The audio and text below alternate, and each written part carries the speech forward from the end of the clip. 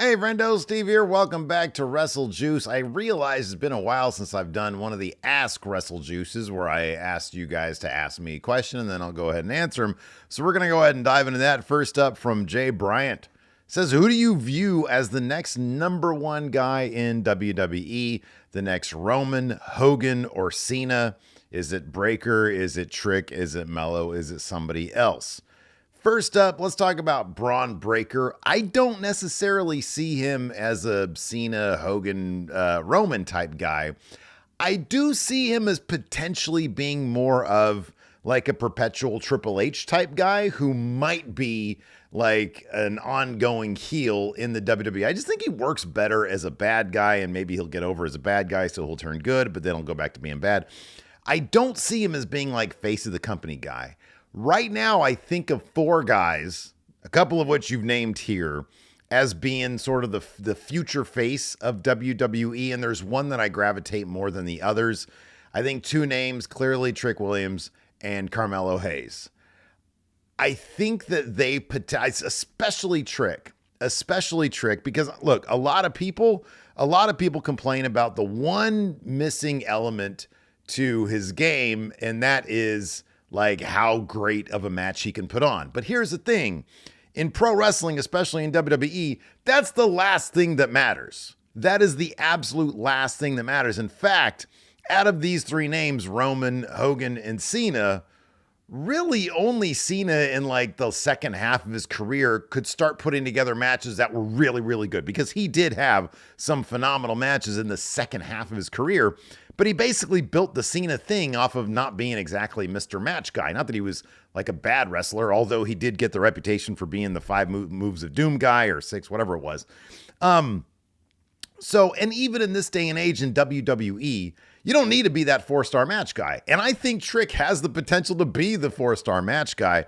He's got everything, though. He's got the charisma, he's got the look, he's got the size, the presentation is there, the story is there. He's built from the ground up in WWE.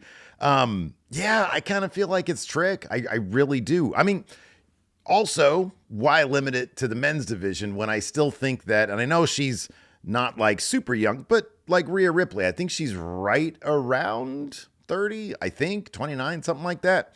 So Rhea Ripley, I think also could be, but like if we're talking about, who are they going to be putting up there in the main events of WrestleManias and whatnot, I think it's going to be Trick Williams. I really do. There's a couple of the names, maybe like an NXT, Obafemi, possibly. But again, I kind of see him as more of like a dominant heel for years and years and years and years.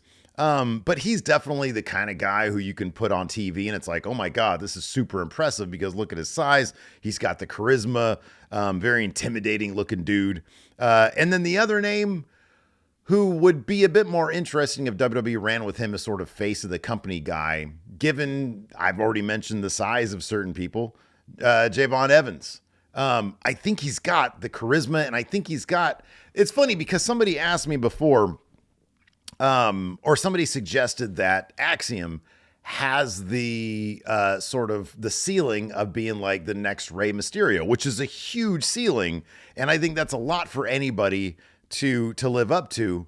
I kind of feel like Javon Evans is there too. I really do. I think Javon Evans is potentially there because I think that guy comes off as so genuine that I think he's got that sort of infectious charisma that I think the crowd just gravitates towards. And I think, regardless of, I think he's got the height. I just think that he's probably going to end up pulling like a Will Ospreay and adding muscle later on in his career when he has to slow down on the in-ring stuff. But I think the guy has everything in terms of connecting with the crowd. So those are a couple names for you, but I think Trick, I think I would be shocked if they didn't give Trick a huge rollout when he showed up on main roster. Like I'm talking about one of those old school Kevin Owens, Finn Balor types of rollouts to main roster. And I think it's just, they're going to put a rocket to him And he's going to go to the moon, man.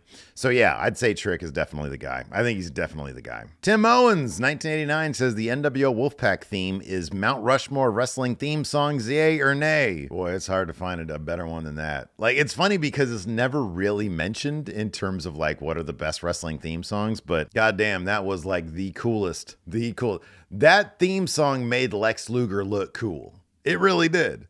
Yeah, no, I'd consider that. I'd definitely consider that. Rocket Man LM says, what's been your favorite moment since Triple H has taken the helm at Creative? Probably the Royal Rumble when Sami Zayn turned on Roman Reigns.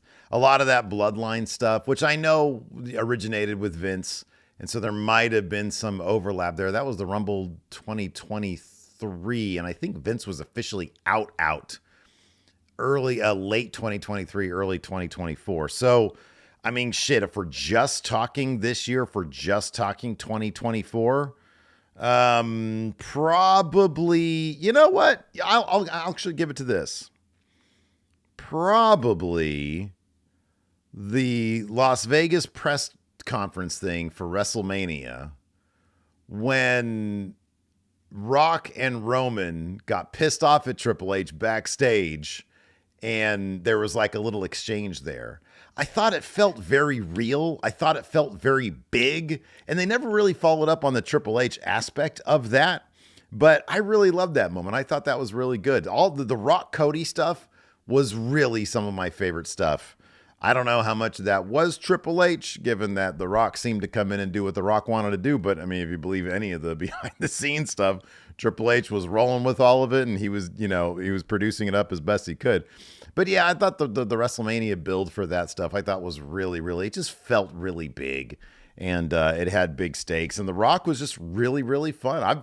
I'll be honest with you guys, like since 1999 or so, I've never been like a huge Rock guy. It's been all the way back then when he was doing his shit in 97, 98, 99. I was all on board on The Rock. Once he started going Hollywood, I kind of dropped out. Whenever he'd come back, it'd be like, I'm really not into this. But that was a really awesome one. Andrew says, favorite women's wrestlers past and current. Well, right now it's probably Io Sky, and from the past, Io Sky from the past. I don't know. How much wrestling do I watch per week? I watch Raw, SmackDown, Dynamite, and NXT. So whatever that is, 2 plus 4 plus 6 plus 8. That's 8. 8 hours right now. And that's about to go up to 10 because Raw and SmackDown are going to go to 3 hours. And then I'll pop on like most weeks I will watch some Collision. I'll pop it on in the background. Sometimes I'm getting some work done, so I'll watch some of that. Caden J. Cactus says, what's a wrestling prediction you were 99% sure was going to happen at the time, didn't happen, and now looking back, you wonder how you even thought it was possible? Anything involving CM Punk and the Brawl Out stuff. I didn't think he'd be back. I didn't think that Tony Khan would give him his own show. And then when he got fired the second time, I didn't think he'd go to WWE. I was certain of all that stuff. And then all that stuff happened. Drail says, thoughts on Cody being gifted the Winged Eagle WWE title for one night only for Saturday night's main event. I would want him to actually keep using it as the proper belt. So I'm not in the camp of the Winged Eagle as the end-all, be-all title. I actually kind of prefer the WWE title, like the big network logo thing on it. I'm in the minority on that one, and I'm cool with that. If it looks great, I'm hoping that it's some sort of variation on the Winged Eagle. Ooh, what if they do a Cody Rhodes Winged Eagle Signature Series title? Oh, shit. I probably won't have to. I'm not going to get that one. But yeah, I hope it's some sort of variation. And if it's a variation, then hell, let him roll with it. Let him roll with that one just for Cody. I get the feeling, though, they like having that for the merchandise reasons and for reasons that have to do with like giving the championship titles to Super Bowl winners and, NBA finals winners and whatnot. I think they like the old network logo title, the mustard title that he has. But if it looks good and it's like some sort of like new design, then yeah, let them roll with it. You could sell a bunch of them. Probably not to me, though. Nova Ashfield says, was there a moment that made you eat your words this year? For me, I thought Solo was going to fail as the Temu tribal chief, but he won me over in the latter bit. Yeah, no, I actually kind of agree with that as well. I thought Solo, honestly, I actually thought Solo was going to be good as tribal chief. and then he wasn't. And when I thought that wasn't working, he started to make it work. So that was kind of all over the map. I already mentioned the CM Punk stuff. And then also, again, going back to Punk, I thought it was going to be him versus Gunther at the Netflix premiere. And it's going to be him versus Rollins in the Netflix premiere, which actually probably makes a lot more sense. Deadpool Nerd says, with the recent boom of TNA, do you think TNA can ever make it back to mainstream TV? Look, I mean, it's never say never, but given the trajectory of mainstream TV and the ascent of streaming services, I don't know if that would be, I mean, I'll be honest, not really. I mean, if you see the trajectory also of AEW's ratings, I don't know how many networks out there would be willing to take a risk on TNA given what it is. So I'm going to say probably not, but I don't think that's the end all be all. I mean, they seem to make it work on Access or whatever channel they're on now, plus their pay-per-view stuff. They seem to make it work. How long that's going to last, I don't know, but it's lasted for 22 years now. So, you know, who am I to say they're ever going to go away? I don't know that they're going to make it to mainstream TV, but, you know, there's lots of options for them. I don't know. I just don't know, like, how much of a boom they're really in right now. If you guys like TNA, that's awesome. But yeah, I don't know. Probably not, just because of the nature of TV. All right. The Robserver here says, any wrestling new or old that you would like to watch if given the extra time? I actually wouldn't mind checking out Lucha Underground. I haven't seen, I've seen like clips here and there. I've never seen like a complete episode of that. I've always heard really, really good things. So that's sort of on the top of my list of things that I would totally check out.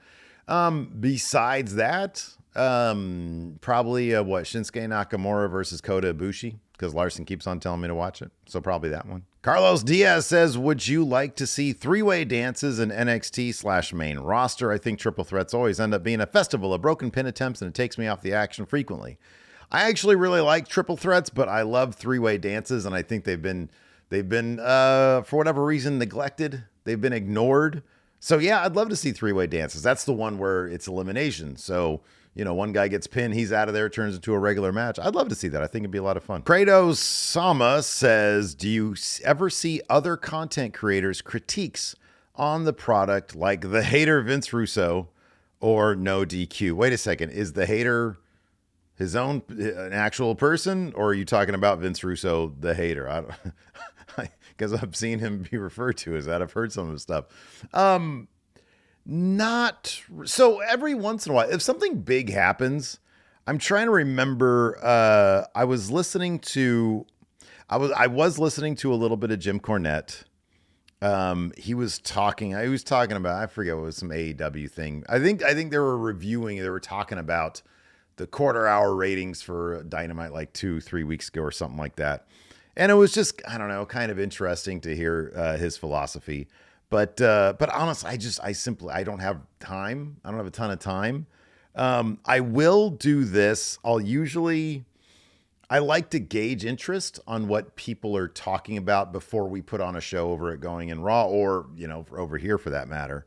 And so, you know, I've subbed to a lot of wrestling content channels on YouTube. And so sometimes I'll just go to the subscription feed and just take a look at what all the titles and thumbnails are. Either like to sort of steer away from something so it's not just copying a particular image, or to gauge, okay, this is what people seem to be gravitating towards. Let me go ahead and, you know, I think that'd probably be a good way to start, you know, the conversation on an episode or whatever. So I do use it for research, but I don't, besides listening to like Bruce Pritchard's podcast, if Larson and I are going to do like a retro review of some sort, we always get info off of that, or like one of the JR podcasts, something like that. But I have not, there's nobody really that I gravitate towards. It's been a while since I've seen any of Botchamania, but I always love Botchamania. Who doesn't? That's like the best. But no, I haven't really checked out anybody else's critiques. I just, you know, I've got my thing. It's what I do. And that's what I do. Atticus says, should WWE create a Veterans Championship for guys who have done it all but still have years left in their careers? I think it's a great idea, to be honest with you. I think they should start a whole promotion called WCW and put all the old timers there. I think that'd be a lot of fun. But I love the idea of this. TNA had that before. It was what was it, like the Legends title or the King of the Mountain? I don't know what it was. It was something like that. All right, I'm going to end on this one from Sublidu. Says, what is the 81E that shows up in your Going in Raw banner? I'm curious about the story behind it. So the eagle-eyed viewers on Going in Raw would be able to see an 81 and an E next to it hidden in the banners that we've put up over the past year and a half now. And the reason why is because I like to give a little shout out to our friend, the Enforcer, who used to be the third man on the show during our live streams. And then he would fill in whenever me or Larson wanted to take a day off. He would fill in and be the co-host. And he was a dear, dear friend, and we loved him very much. And I'm sure at this point, maybe over the past year and a half, there's been new people showing up here at the show. And so you can go back and look at some of our old stuff, usually on Friendo Club Wrestling. We've got like old reaction streams where, you know, he would pop up there as well. And just the best person, the absolute best person. And it's the Enforcer. 81 was his number. I think it was the year he was born. And then E is for the Enforcer. It was Stevie Bradley. He was our dear, dear friend, and we miss him very, very much. He passed away in May of 2023. So, yeah, we miss him every day. We have his picture is up in my office right here in a nice little golden frame. And he's got like some horses behind. Made that by Photoshop the picture. He's got like horses behind him because that was our thing. We used to watch Unsolved Mysteries, and we used to count the number of horses. And I really miss doing that with him. So that's why it's a little Easter egg for the friendos out there who remember the Enforcer. So there you go. That's going to do it for this edition of Ask WrestleJuice. Thank you, everybody, for your questions. I appreciate it. We're coming down to the end of the year, so I'm going to have some end-of-year content coming up here over the next couple of weeks. I noticed a couple of you in the question threads asked for, hey, what are your favorite things that happened in 2024? What are the worst things that happened in 2024 in wrestling? You know, the best of, worst of lists, that kind of stuff. I'm going to try my best to produce some of that stuff. And so, yeah, look forward to that. And we got Saturday night's main event coming up on Saturday. I'll be watching that live with Larson over at the Going in Raw channels. It's youtube.com/Steven Larson and twitch.tv/Steven Larson. And I'll be back here at WrestleJuice for the hot takes for Saturday night's main event. Before that, though, tomorrow night after Friday Night SmackDown, I'm going to be doing my final Saturday night main events predictions. Till then, we'll see you guys around.